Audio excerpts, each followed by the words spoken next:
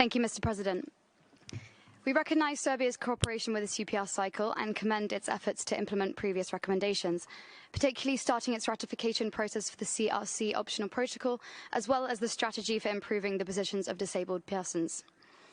Despite protection measures to house some migrants in Serbia, action is sorely lacking towards ratification of the Migrant Worker Convention. This should be reconsidered. Of greater concern are the deadly clashes that took place in recent weeks, which pose a grave threat to the security of the region.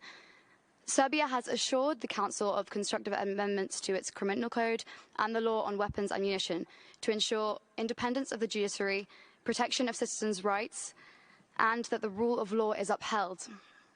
Such measures must now be utilised for impartial investigation into these most recent attacks in order to prosecute perpetrators and identify weapons sources.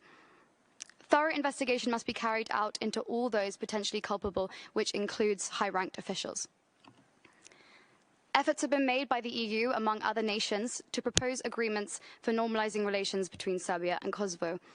It is regrettable that such attempts at cohesion have been abandoned by both sides. We emphasise that cooperation plays an indispensable role in the realisation of human rights. 11,364 cases of missing persons remain unresolved in the region, which is just one example illustrating the inherent need for cross-regional efforts. Meezaan Centre for Human Rights and Geneva International Centre for Justice support requests for withdrawal of Serbian troops from areas surrounding Kosovo. We join with other member states here today in encouraging Serbia to continue its efforts to eliminate violence on civil society and eliminate discrimination of minority groups. I thank you. Thank you. And the last speaker on